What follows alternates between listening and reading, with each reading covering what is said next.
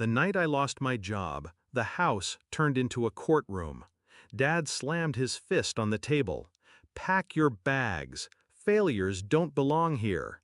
My husband didn't defend me. He spit at my feet, grabbed his coat, and walked out with the woman he'd been sleeping with. She smirked at me like she'd already taken my place. I didn't argue. I didn't beg. I just stood there, silent, while their words carved into me like knives. What none of them knew was that I already had sharper blades of my own. My father had always measured me against his sons and found me lacking. Men build, women follow. That was his sermon. I tried for years to prove him wrong. Long nights, overtime, climbing the corporate ladder inch by inch. My husband cheered me on at first, called me brilliant, said he believed in me. But belief turns sour when someone fears you'll outgrow them. The subtle signs came first. His phone flipped face down at dinner. Whispers in the hallway cut short when I entered. Perfume on his shirts that wasn't mine. And then the undeniable. Photos.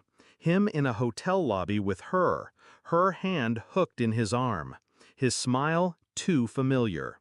That was the day my marriage ended, though I didn't say a word. I filed it away, like evidence for a case I'd eventually bring to trial. That same year, the company I'd given my life to dangled a promotion in front of me, then handed it to someone less qualified. A man, of course. They said I should be grateful for the opportunity I already had. I smiled, and quietly began buying them, piece by piece.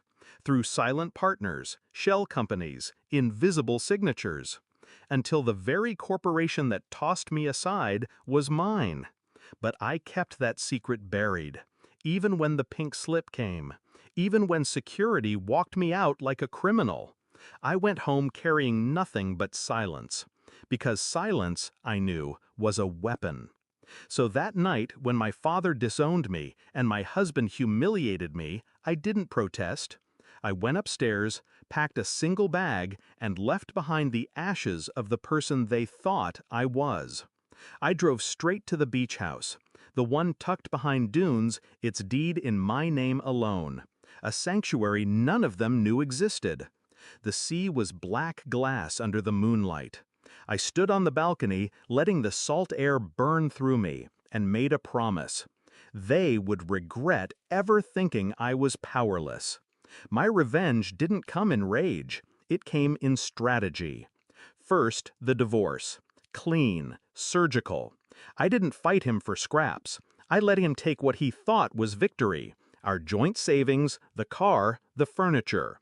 6 months later, the judge handed me the company shares I'd hidden under trusts and layered ownership.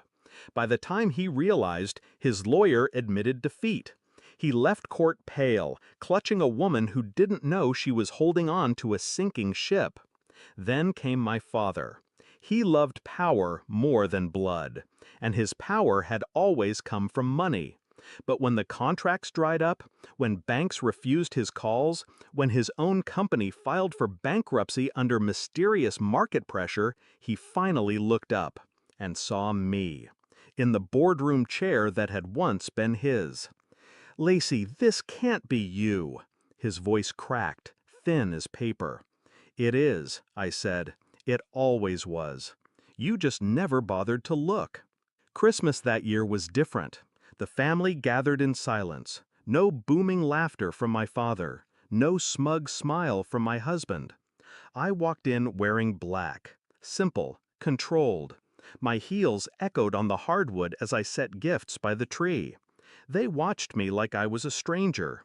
In a way, I was. Dad finally spoke, voice trembling. "Why didn't you tell us?" I met his eyes, calm, steady. "Because you never listened." The climax came not in shouting, but in realization. They saw the truth piece by piece, that the failure they'd spat on had risen higher than they ever dreamed, that the daughter they cast out now held the keys to everything they'd lost, that the wife they discarded now lived untouchable while they drowned in the wreckage of their choices. And I didn't need to humiliate them further. Their own downfall was humiliation enough. Sometimes revenge is fire, sometimes it's ash. Mine was silence, turned into empire. As I left that house, I didn't look back. Snow fell in soft sheets, erasing my footprints as I walked to the waiting car. For the first time in years, I felt weightless. Not because I'd won, but because I no longer needed their approval, their love, or their name. So when people ask me if I regret what happened that night, I smile. They think I lost everything. But the truth is, that night, I lost nothing. I was already free. I just let them believe they'd set me on fire. What they never realized was that I was the one holding the match.